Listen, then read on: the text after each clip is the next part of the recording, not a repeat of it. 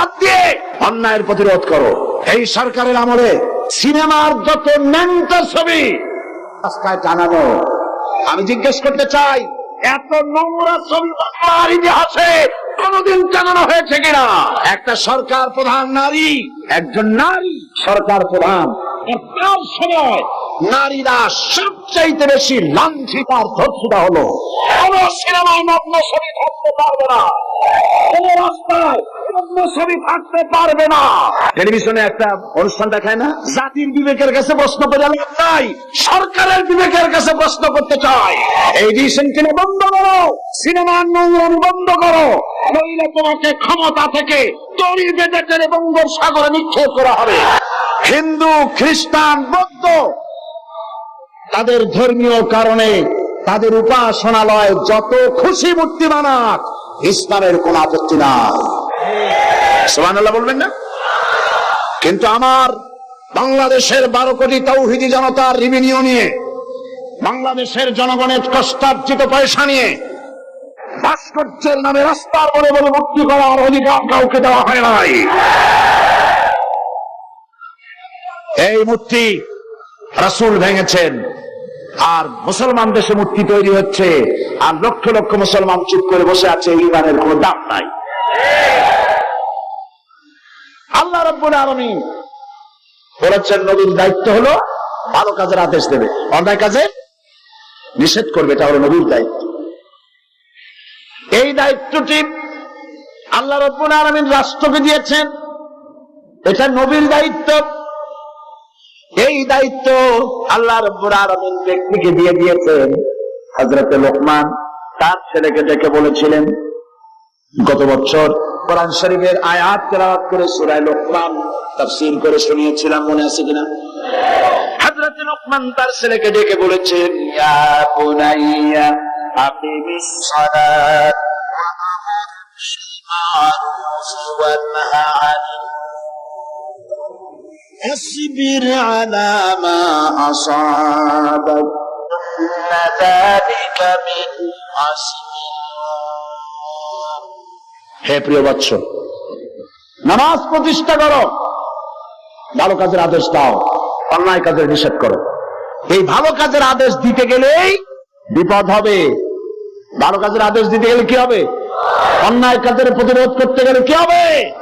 বিপদ হবে। বিপদ যখন আসবে, ওয়াসবির আলা মা সাবাক, যখন বিপদ আসবে তখন ধৈর্য ধারণ করবা।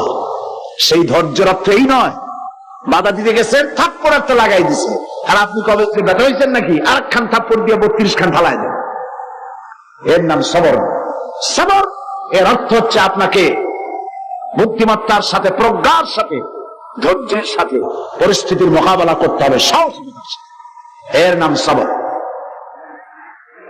তাহলে ভালো কাজের আদেশ, অন্যায় কাজের প্রতিরোধ, এই কাজটি হচ্ছে নবীদের। এই কাজটি কার?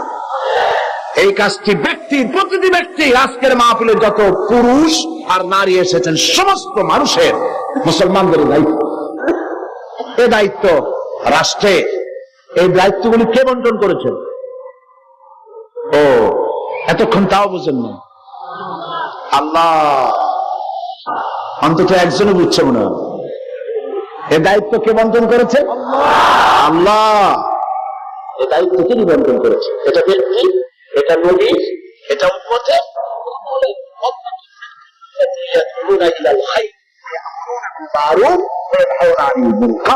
এ দায়িত্ব দলের, এ দায়িত্ব রাষ্ট্রের।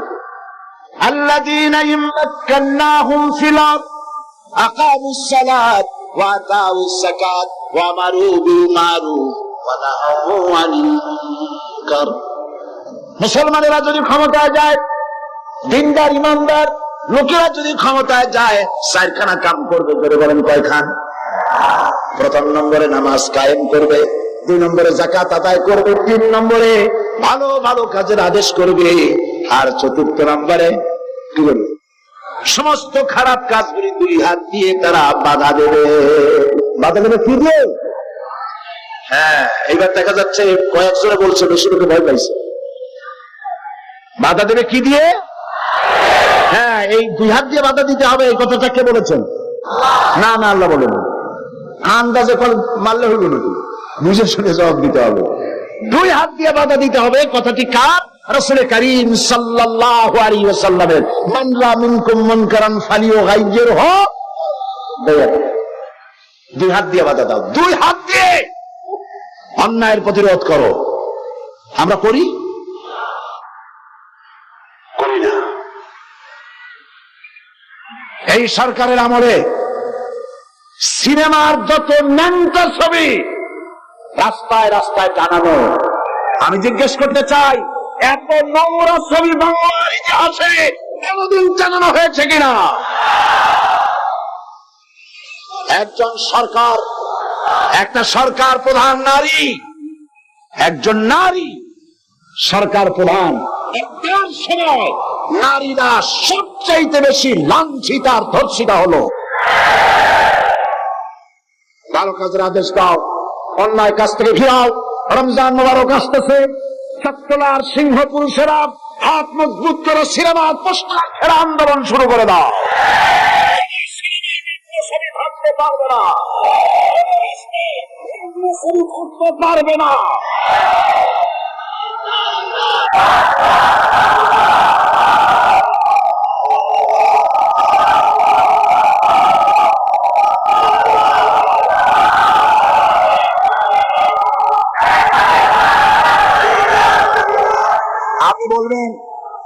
আপনি বলবেন জনগণকে ভালো হওয়ার জন্য, চরিত্রবান হবার জন্য। ছেলেরা চরিত্রবান থাকবে কেমনে? রাত 2টোর পরে ডিশ এন্টিনার মাধ্যমে নীল ছবি প্রদর্শিত হয় ডিশ এন্টিনা দিয়ে। এই ডিশ এন্টিনার এই পারমিশন কে দিল? কি জবাব দিবা কিয়ামতের দিন? এত ধর্ষণ বাড়তেছে খামোখা, উলঙ্গ ছবি রাস্তায় টানানো, আর রাতের বেলায় নীল ছবি প্রদর্শিত হচ্ছে ডিশ এন্টিনার মাধ্যমে। যুবক যুবতীরা করতেছে, চুরি হচ্ছে, ডাকাতি হচ্ছে, খুন হচ্ছে। বাংলাদেশ হাবিয়া দুর্যোগে পরিণত হয়ে গেছে। আমি মুসলমানদের সেই দলের হন, যত মানুষ সেখানে এসেছেন সকলের বিবেকের কাছে দাবি করি, সকলের বিবেকের কাছে আপিল করি। টেলিভিশনে একটা অনুষ্ঠান দেখায় না, জাতির বিবেকের কাছে প্রশ্ন। জাতির বিবেকের কাছে প্রশ্ন করে লাভ নাই, সরকারের বিবেকের কাছে প্রশ্ন করতে চাই। এই ডিশ এন্টিনা বন্ধ করো, সিনেমার নোংরামি বন্ধ করো, নইলে তোমাকে ক্ষমতা থেকে দড়ি বেঁধে টেনে বঙ্গোপসাগরে নিক্ষেপ করা হবে।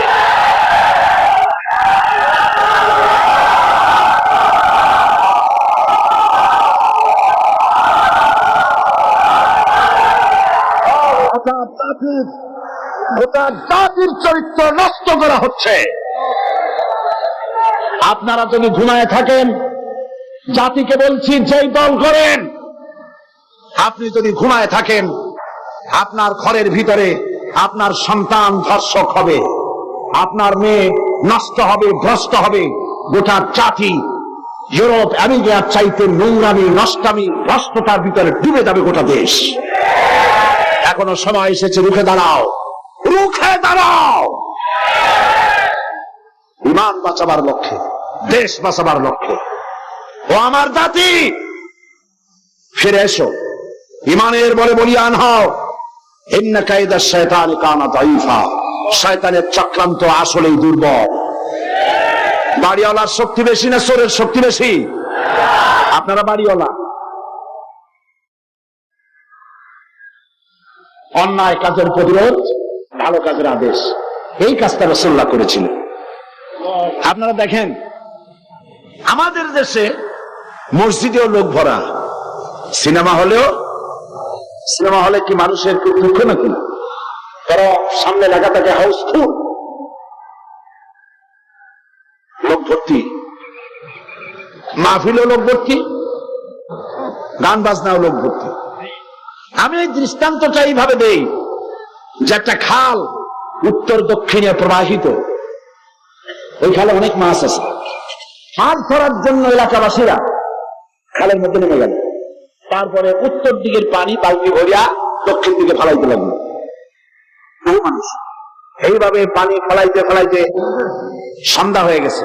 মাছ ধরার জন্য পিছনে তাকাইছে, তাকায় দেখে সামনেও যত পানি, পিছনেও তত পানি। মেহনত বরবাদ, গুনাহ লাজিম। এখন এই অবস্থা হলো কেন বলেন তো বুদ্ধি করিয়া? সুবহানাল্লাহ, সকলেই সচেতন, বুঝে ফেলাইছেন। বাঁধ না দিয়া সমানে পানি ফেলাইছে। আজকে যদি একটা আদর্শিক বাঁধ আমাদের থাকতো, তাহলে মসজিদ ভরা আর সিনেমা ভরা এটা হইত না। আদর্শিক বাঁধ হলো ইসলামী রাষ্ট্র। ইসলামী রাষ্ট্র যদি হতো, তাহলে সিনেমার ছেলেরা, সিনেমা যারা দেখে, ওরা ভালো হয়ে হয়ে মসজিদে ঢুকতো, আর মসজিদের মানুষ কোন রকম সিনেমায় যেত না। যত খারাপ ভালো হতো, যত খারাপ তত ভালো হতো। হতে হতে উত্তর দিকে তাকায় দেখা যেত খারাপ একটাও নাই, সব ভালো হয়ে গেছে। রাসূলুল্লাহ এটাই করেছে, আল্লাহর নবীরা এটাই করেছিলেন। এবং এই পদ্ধতি দিয়ে ইয়ামুরুহুম বিল মারুফ ওয়া ইয়ানহাহুম আনিল মুনকার, ভালো কাজের আদেশ করতেন, অন্যায় কাজ থেকে দুই হাতে ফিরে হাত দিয়ে বাধা দিতেন। এটা হবে। আজকে এই কাজটি করার পর রাসূল করিম সাল্লাল্লাহু আলাইহি ওয়াসাল্লাম তার যুগে 10 বছর এটার উপরে শাসন করলেন। আল্লাহ পাক বলেন, এই কাজটা করলেই তোমরা মুক্তি পাবে, কল্যাণ পাবে। এই কি কাজ? ভালো কাজের আদেশ, অন্যায় কাজের নিষেধ। এই কাজটা করলেই তোমরা কি পাবে? কল্যাণ পাবে। তোমাদের রাষ্ট্র কল্যাণ রাষ্ট্রে পরিণত হয়ে যাবে। ওয়াদা কার? এবার দেখেন, 10টি বছর নবীজি রাষ্ট্র পরিচালনা করার পর ইন্তেকাল করলেন। হযরত আবু বকর রাদিয়াল্লাহু তাআলা আনহু তিনি আজ রাষ্ট্রপ্রধান হয়েছেন। হযরত আবু বকর রাষ্ট্রপ্রধান হয়ে হযরত ওমর রাদিয়াল্লাহু তাআলা বিচারক বানালেন। হযরত আবু বকর হচ্ছেন রাষ্ট্রপ্রধান, হযরত ওমর হলেন কি? বিচারক। 1 বছর পূর্ণ হয়ে গেছে। ঐতিহাসিকরা লিখছেন, লক্ষ্য করুন, আমারু বিল মারুফ নাহি আনিল মুনকারের সুফল লক্ষ্য করুন। হযরত ওমর 1 বছর বিচারালয় দায়িত্ব পালন করলেন জাস্টিস হিসেবে। ফামাকাসা আমান ফালাম ইয়াখতাসিম ইলাইহি ইসনান। ঐতিহাসিকরা লিখছেন, 1 বছর পূর্ণ হয়ে গেল, হযরত ওমরের আদালতে 2 জন লোক এমন আসলো না যে একজন আরেকজনের বিরুদ্ধে কোনো মামলা দায়ের করেছে। সুবহানাল্লাহ কইতে ইচ্ছে করে না? এমন একটা লোক এসে একটা মামলা দায়ের করে নাই। পৃথিবীতে কি কোনো দৃষ্টান্ত আছে যে 1 বছরের মধ্যে কোনো মামলা দায়ের হয় না? হযরত ওমর আবু বকর রাদিয়াল্লাহু তাআলা আনহুর কাছে এসে বলছেন, মা হাজাতা বি ইনদা কওমিল মুমিনিনা ইয়া খলিফাত রাসূলিল্লাহ সাল্লাল্লাহু আলাইহি ওয়াসাল্লাম। হে রাসূলের খলিফা, এই কওমের জন্য বিচারপতির দরকারটা কি? তিনি জিজ্ঞেস করছেন, লিমাযা, কেন তুমি আমাকে এই প্রশ্ন করছো? তিনি শোনালেন যে আমার কাছে 1 বছর হয়ে গেল, একজন লোক এসে মামলা দায়ের করেন। হযরত আবু বকর বলছেন, এর কারণ হিসেবে তুমি কি মনে করো? কি কারণে তোমার কাছে কোনো বিচার আসলো না, একটা মামলাও দায়ের হলো না 1 বছরে? কারণটা কারণ বলছেন, কে বলতেছেন কারণটা? ওমর ফারুক রাদিয়াল্লাহু তাআলা কারণ বলছেন। কারণ কি? তিনি বলছেন, ও আমিরুল মুমিনিন, তুমি আমাকে এমন কওমের বিচারক বানিয়েছো যে কওমের দিন হচ্ছে দীনুহুমুন নাসিহা, যেই কওমের দিন হচ্ছে কল্যাণ কামনা করা। প্রত্যেক ব্যক্তি আরেকজনের কল্যাণ কামনা করে, কেউ শত্রুতা কামনা করে না। আজকে তাকে আমরা করি। আমি এক দল করি, আর এক দল সহ্য করি না। একজনে মিটিং করে, ওই জায়গায় আর একজন মিটিং করে। একজন রাজনীতি করে, তার রাজনীতি সহ্য হয় না বলে 5 ট্রাক ময়লা ফেলায় দিয়ে আসে। সে যুগে তারা কল্যাণ কামনা করে, আর আজকের যুগে কি করে? কল্লা কামনা করে। অমুকের কল্লা খুলে নেব আমরা। এখন কল্লা কামনা করা হয়, আর তখন কল্যাণ কামনা করা হতো। দীনুহুমুন নাসিহা ওয়া মানহাজুহুমুল কুরআন।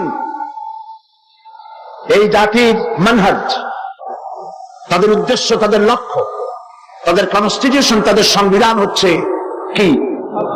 আল কোরআন। ওয়া আমালুহুম আল আমরু বিল মারুফ ওয়া নাহি আনিল মুনকার। আর এই কওমের কাজ হচ্ছে আমল, তাদের কাজ হচ্ছে ভালো কাজের আদেশ করে বেড়ানো, আর যার সামনে অন্যায় হয় দুই হাতে বাধা দিয়ে অন্যায় ফিরায় দেয়। সুবহানাল্লাহ। ওয়া আমালুহুম আল আমরু বিল মারুফ ওয়া নাহি আনিল মুনকার। এখানেই শেষ নয়। ওয়া আমিরুল মুমিনিন, আপনি আমাকে এমন এক কওমের বিচারক বানিয়েছেন যেই কওমের জনগণের অবস্থা কি জানেন? ওয়াইদা আহাদুহুম মারিদু আদুহু। এদের মধ্যে একজন যদি অসুস্থ হয়, অনেক মানুষ হাদিয়া, ফল, ফ্রুটস ইত্যাদি হাদিয়া নিয়ে তার কাছে গিয়ে হাজির হয়। ভাই কেমন আছেন? আল্লাহ আপনার ভালো করুক। হাতে মুখে হাত বুলায় দেয়, মাথায় হাত বুলায় দেয়। এই সুস্থ সব কারণ অসুখ ভালো হয়ে যায়। আল্লাহ। ওয়াইজাফতাকারা নাসারুহু। আর যখন তাদের মধ্য থেকে কেউ ফকির হয়, গরিব হয়, সাহায্য করার জন্য লোকেরা এগিয়ে আসে। 50 টাকার দরকার, 2000 টাকা চলে আসছে। বাড়িতে চাল দিতে পারে না, বিল্ডিং এর ছাদ দেওয়ার মতো পয়সা চলে আসছে। ওয়াইজাহতাজা সাদুহু। আর যখন কারো কিছু প্রয়োজন হয়, সেই প্রয়োজন মিটাবার জন্য চতুর্দিক থেকে লোকেরা এসে হাজির হয়ে যায়। কুল্লু ওয়াহিদিন মিনহুম ইয়ারিফু হাদ্দাহু ফায়াকিফু ইনদাহু। এর প্রত্যেক ব্যক্তি তার নির্ধারিত সীমা চেনে। যেখানে আল্লাহ রাব্বুল আলামিন যে জিনিসকে হারাম করেছেন, ওই হারামের বর্ডারে গিয়ে দাঁড়ায় যায়, হারামকে ক্রস করে না। ফায়াকিফু ইনদাহু, সেখানে দাঁড়িয়ে যায়। ফাফিমা হুম ইয়াখতাসিমুনা ইলাইয়া ইয়া খলিফাত রাসূলুল্লাহ সাল্লাল্লাহু আলাইহি ওয়াসাল্লাম। সুতরাং এই জাতির জন্য বিচারকের দরকারটা কি? খামোখা সারাদিন আমি বসে থাকি, বিচারকের কোনো দরকার নাই। আহারে সুবহানাল্লাহ বলতে পারলেন না। রাসূলুল্লাহ এই সমাজ তৈরি করেছিলেন। এই সমাজ জাতীয়তাবাদ, উগ্র জাতীয়তাবাদের মধ্য দিয়ে, সমাজতন্ত্রের মধ্য দিয়ে, ধর্ম নিরপেক্ষ মতবাদের মধ্য দিয়ে, আল্লাহর কসম এই সমাজের চেহারা আপনারা দেখতে পারবেন না। এই সমাজ যেটা রাসূলুল্লাহ করেছিলেন, সেই সমাজ যদি চান, এই সমাজ ভাঙতে হবে, নতুন সমাজ গড়তে হবে। গান স্লোগান, এই সমাজ ভাঙতে হবে, সমাজ গড়তে হবে। এই সমাজকে ভেঙে দিয়ে, এই সমাজ ভেঙে দিয়ে নতুন যে সমাজ হবে, সেই সমাজ উগ্র জাতীয়তাবাদের সমাজ নয়, সমাজতন্ত্রের সমাজ নয়, ধর্ম নিরপেক্ষতাবাদের সমাজ অবশ্যই নয়। সেই সমাজ হবে আল্লাহ রাব্বুল আলামিনের দেওয়া, রাসূলের দেওয়া ইসলামী সমাজ। এই ধরনের একটি সমাজকে আপনারা চান? এই ধরনের সমাজকে চান? সেই ধরনের সমাজ প্রতিষ্ঠার জন্য কোরআনে কারীম বুঝতে হবে, রাসূলের প্রতি ঈমান মজবুত হতে হবে। রাসূল রাষ্ট্রপতি ছিলেন এবং তাম পৃথিবীতে তাকে দিয়ে আল্লাহ পাক রিসালাতের দায়িত্ব কমপ্লিট করে দিয়েছেন। এখন বলতে চাই, এই রাসূলের পরে আর কোন রাসূল আসবে না। এটা আকীদার ব্যাপার। কোন মুসলমান যদি এই আলোচনা থেকে নিজেকে বঞ্চিত করেন, তাহলে বলার কিছু নাই। এটি গুরুত্বপূর্ণ আলোচনা। খাতমে নবুয়ত। বিগত কয়েক যুগ ধরে ইসলামের বিরুদ্ধে যেসব ফিতনার উদ্ভব হয়েছে, তার মধ্যে নতুন নবুয়তের দাবি হচ্ছে একটি মারাত্মক ষড়যন্ত্র। এ ব্যাপারে খাতমে নবুয়তের বিশ্বাসের তাৎপর্য, গুরুত্ব অনুধাবন করা রিসালাতের অপরিহার্য দাবি। একজন নবীর পর আর একজন নবী আসতে পারে কেবলমাত্র 3টি কারণে। বোঝেন ভালো করে। একজন নবীর পরে আরেকজন নবীর আসার কারণ হতে পারে মাত্র 3টি। কয়টি? এক, প্রথম নবীর শিক্ষা বিলুপ্ত হয়ে গেছে এবং তা পুনর্বার পেশ করা প্রয়োজন, এই জন্য একজন নবী আসা দরকার। রাসূলুল্লাহর শিক্ষা কি বিলুপ্ত হয়েছে? রাসূলুল্লাহর শিক্ষা বিলুপ্ত হয়নি, চির অম্লান হয়ে আছে। নতুন নবীর প্রয়োজন নাই। 2, প্রথম নবীর শিক্ষা পূর্ণাঙ্গ নয় এবং তার শিক্ষা সংশোধনের বা পরিবর্তনের প্রয়োজন, এজন্য নতুন একজন নবীর প্রয়োজন। রাসূল করিম সাল্লাল্লাহু আলাইহি ওয়াসাল্লামের শিক্ষা কি পূর্ণাঙ্গ নয়? নাকি সংশোধন এবং পরিবর্তনের কোন প্রয়োজন আছে? প্রথম নবীর শিক্ষা একটি জাতির জন্য সীমাবদ্ধ, অন্যান্য জাতির জন্য আর একজন নবী দরকার। রাসূল করিম সাল্লাল্লাহু আলাইহি ওয়াসাল্লাম কি শুধু একটি জাতির নবী? রাসূল করিম সাল্লাল্লাহু আলাইহি ওয়াসাল্লাম হচ্ছেন বিশ্ব নবী। সুতরাং তার নবুয়তের পরে নতুন কোন নবীর আমদানির কোন প্রয়োজন নাই। রাসূল করিম সাল্লাল্লাহু আলাইহি ওয়াসাল্লামের নবুয়ত শেষ, এরপরে আর কোন নবী? কোরআনে কারীমের চূড়ান্ত দলিল শুনুন। মা কানা মুহাম্মাদুন আবা আহাদিন মির রিজালিকুম ওয়ালাকিন রাসূলুল্লাহি ওয়া খাতামান।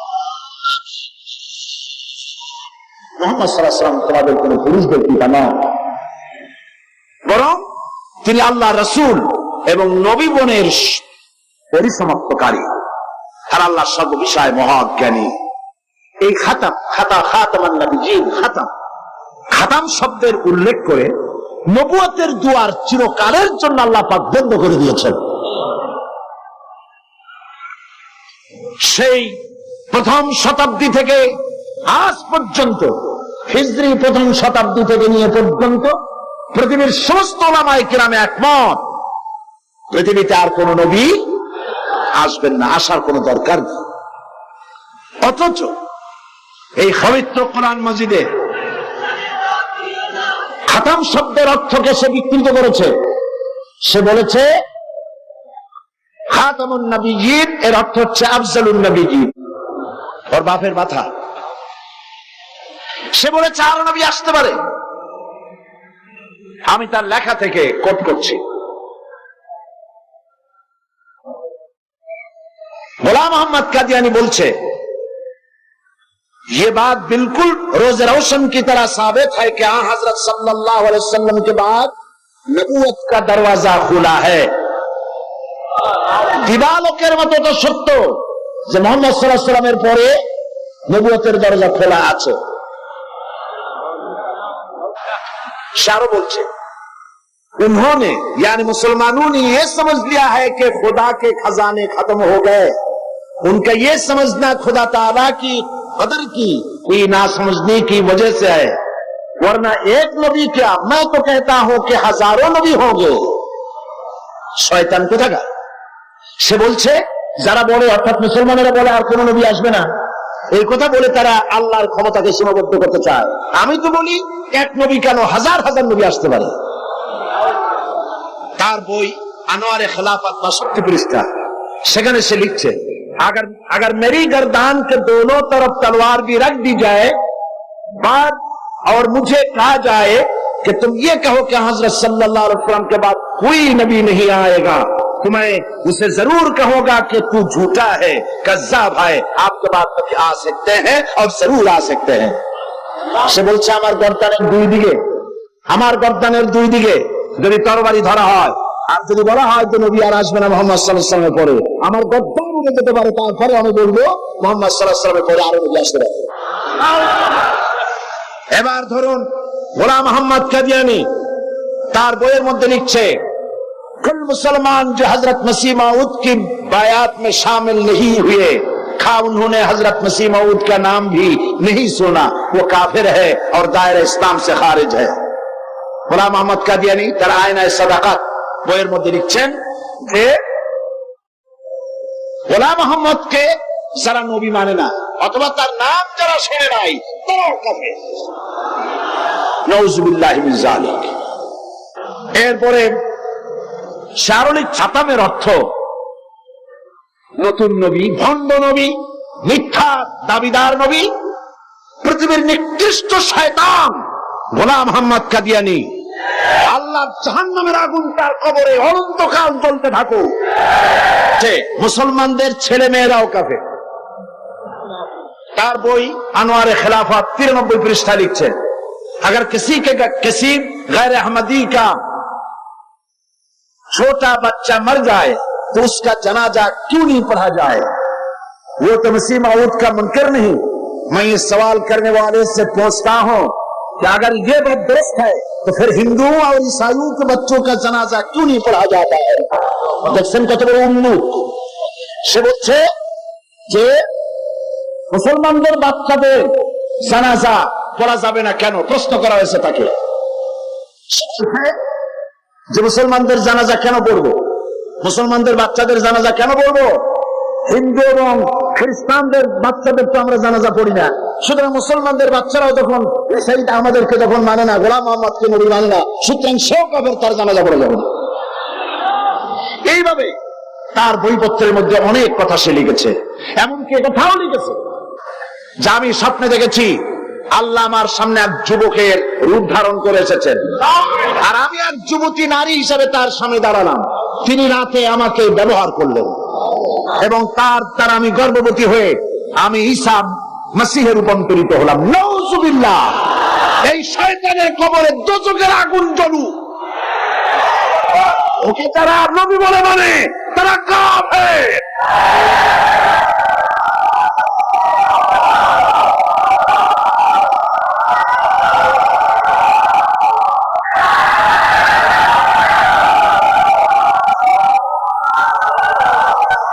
রাসূল করিম সাল্লাল্লাহু আলাইহি ওয়াসাল্লাম খাতমে নবুয়ত সম্পর্কে বলেছেন, ইন্না মাসালি ওয়া মাসালাল আমবিয়া মিন ক্বাবলি কামাসালি রাজুলিন বানা বাইতান ফাহসানাহু ওয়া আজমালাহু ইল্লা মাওদা'a লাবনাতিন মিন সাওয়াবিয়াতিন ফাজআলান নাসু ইয়াতুফুনা বিহি ওয়া ইউজিবুনা লাহু ওয়া ইয়াকুলুনা হাল্লা wudi'at হাযিহি লাবনা কানা লাবনা ওয়া আনা খাতামুন নাবিয়্যিন। বুখারী কিতাবুল মানাকিব। আল্লাহর নবী বলেন, একটি বিল্ডিং, সেই বিল্ডিং এর ভিতরে যদি একখানা ইটের অভাব থাকে তাহলে প্রত্যেকের চোখে ধরা পড়বে একখানা নাই। যখন ইটখানা পূর্ণ করা হবে, বিল্ডিংটি পূর্ণ হয়ে গেল।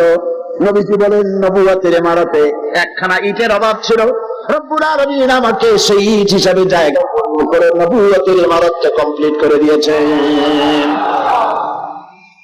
قال رسول الله صلى الله عليه وسلم أن الرسالة والنبوة قد انقطعت فلا رسول بعدي ولا نبوة। রাসূল করিম সাল্লাল্লাহু আলাইহি ওয়াসাল্লাম বলেছেন, রিসালাত এবং নবুয়তের দরজা কাট হয়ে গেছে, নতুন করে কোন নবী বা রাসূল পৃথিবীতে আর আসবে না। قال النبي صلى الله عليه وسلم لو كان بعدي نبي لكان عمر بن الخطاب رضي الله تعالى عنه। আমার পরে যদি কেউ নবী হতো অবশ্যই ওমরকে আল্লাহ পাক নবী বানায় দিতেন। قال رسول الله صلى الله عليه وسلم لا نبي بعدي ولا উম্মত بعد উম্মতি। আমার পরে আর কোন নবী নাই, আমার উম্মতের পরে আর কোন উম্মত নাই। রাসূল করিম সাল্লাল্লাহু আলাইহি ওয়াসাল্লাম বলেছেন, আন সাওবান রাদিয়াল্লাহু তাআলা আনহু আন্নাহু قال قال رسول الله صلى الله عليه وسلم وأنه سيكون في أمتي 30 كذابون كلهم يزعم أنه نبي وأنا خاتم النبيين لا نبي بعدي। رواه أبو داود كتاب الفتن। আবু দাউদ শরীফে এসেছে, রাসূল করিম সাল্লাল্লাহু আলাইহি ওয়াসাল্লাম বলেছেন, আমার পরে 30 জন মিথ্যাবাদী নবুয়তের দাবি করবে। মিথ্যাবাদী, কাযযাব, দাজ্জাল। অথচ আমার পরে আমি শেষ নবী, আমার পরে আর কোন নবী আসবেন। রাসূলুল্লাহ সাল্লাল্লাহু আলাইহি ওয়াসাল্লামের জীবনের শেষ ভাগে মুসাইলামা কাযযাব মিথ্যা নবুয়তের দাবি করল। রাসূলের পরে যদি আর কোন নবী আসার গুঞ্জাইশ থাকতো তাহলে আপনারা বলেন, হুজুরের ইন্তেকালের পর সর্বপ্রথম যে যুদ্ধ হলো সেটা তো এই যুদ্ধই ছিল। মুসাইলামা কাযযাবকে গ্রেফতার করার জন্য, তার বিরুদ্ধে যুদ্ধ করার জন্য সমস্ত সাহাবায়ে কেরাম এক হয়ে গিয়েছিলেন। রাসূলের পরে আর কেউ নবী হবে এটা যদি বৈধ হতো তাহলে সাহাবায়ে কেরাম এই যুদ্ধে যেতেন না, ঠিক কিনা? তার বিরুদ্ধে যুদ্ধ করেছে। সেই ব্যাপার নবুয়তের দাবি করছে। লোকেরা কয়, আপনি তো খালি নবী নবী করেন, তা আপনার ওহী কই? কয় যে দেখো, কেবল না নবী হইলাম, একটু অপেক্ষা তো করবা। হ্যাঁ, জিবরাইল আসুক। কয়েকদিন পর কয় যে জিবরাইল আসছিল আজকে। তারপর কি সূরা পাইলেন? কয় যে সূরা পাইছে।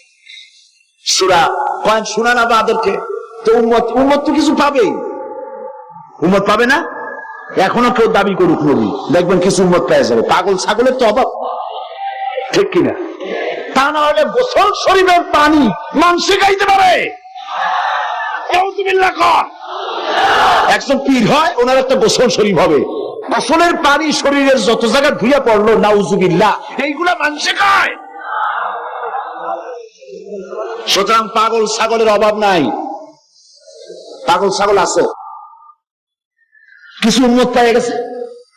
উম্মতের কয় সূরা, কই কয় পাইছি সূরা, সূরা একটা শোনাই দিল, ইন্না আতাইনাকাল হাকা ফাসাল্লি লিরাব্বিকা ওয়াজা ইন্না শানিয়াকা হুয়াল আবলাহ। উম্মতেরা কয় যে তো মহামরণ, এ কি সূরায় পড়তে গেলে তো কাশি আসে। আর অর্থ কি? রাসূলুল্লাহর উপরে যে সূরা নাযিল হয়েছে সুবহানাল্লাহ, তা শুনলে চোখ দিয়ে পানি পড়ে। আর এটা সূরা হইল, অর্থটা কি?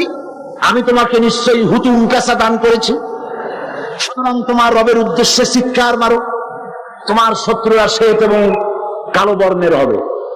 তো হইল কি? আগা নাই মাথা নাই, তো হইল কি? তারপরে যুদ্ধ হলো শয়তান। 30 জন মিথ্যাবাদী নবুয়তের দাবি করবে, তার মধ্যে সর্বশেষ এই নবুয়তের দাবি করতে আসলো গোলাম আহমদ কাদিয়ানী। অথচ রাসূলের পর যার কোন নবী আসবে না, কোরআন সাক্ষী, সমস্ত হাদিস গুলি সাক্ষী। কোরআন শরীফের যত তাফসীর আছে, কাসাব, বাইজাবি, তাবারি, কুরতুবি, রুহুল বায়ান, রুহুল মানি, খাজিন, দুররে মনসুর ফি জিলালিল কোরআন, জালালাইন, যত তাফসীর, আরবি তাফসীর পৃথিবীতে আছে, সমস্ত তাফসীর খাতামুন নবীয়্যিনের তাফসীর করেছে। এরপরে আর কোন নবী আসবে না।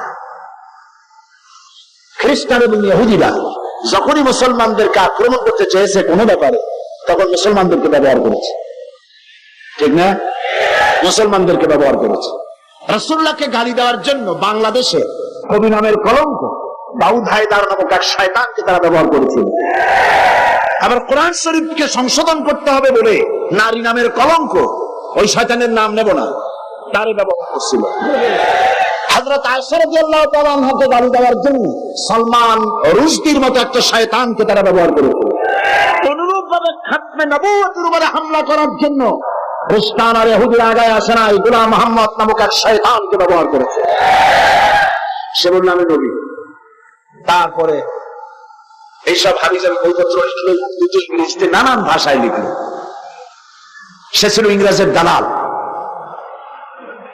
এরপরে আরেকটি কথা হচ্ছে, ইমাম আযম রাহমাতুল্লাহ আলাইহি বলেছেন, আপনারা বিরক্ত হচ্ছেন না? ইমাম আযম রাহমাতুল্লাহ আলাইহি বলেছেন, মুহাম্মদ সাল্লাল্লাহু আলাইহি ওয়াসাল্লামের পরে যদি কেউ নবুয়তের দাবি করে, তার কাছে দলিল চাওয়া যাবে না, যে তুমি যে নবী তার দলিল কি দাও। এই দলিল চাওয়া গোমরাহি, কুফরি। কারণ তুমি প্রমাণ করেছো সে যদি দলিল দিতে পারে তাহলে তার নবুয়ত তুমি মানবা। নাউজুবিল্লাহ। মাওলানা আতাউল্লাহ শাহ বুখারী রাহমাতুল্লাহ আলাইহি সেই যুগের শ্রেষ্ঠ আলেম, তিনি তার কাছে গিয়ে বলছেন, এ গোলাম, নবুয়তের দাবি করো, শক্তি কয় শক্তি দিছে আমার কোরআন শরীফ। কোথায় আছে? কোরআন শরীফে আছে না, সূরা আস-সাফের মধ্যে আমাকে বলা হয়েছে ঈসা আলাইহিস সালাম আমার ব্যাপারে বলেছেন, ইয়াতি মিন বাদ ইসমুহু আহমদ, আমার পরে একজন আসবেন তার নাম হবে আহমদ, আমি সেই আহমদ। মাওলানা বুখারী বললেন, ঈসা আলাইহিস সালাম যার কথা বলে গেছেন তার নাম আহমদ, আর তোর নাম হচ্ছে গোলাম আহমদ। তার অর্থ হচ্ছে ঈসা আলাইহিস সালাম যে আহমদের কথা বলেছেন সেই আহমদের তুই গোলাম। গোলাম আহমদ বলছে, এটা তো খুব মুশকিল হয়ে গেল। তাহলে আমি আমার নামের প্রথম শব্দ বাদ দিয়ে দিলাম, গোলাম বাদ দিলাম, আজ থেকে আহমদ হয়ে গেলাম। এখন কি করব?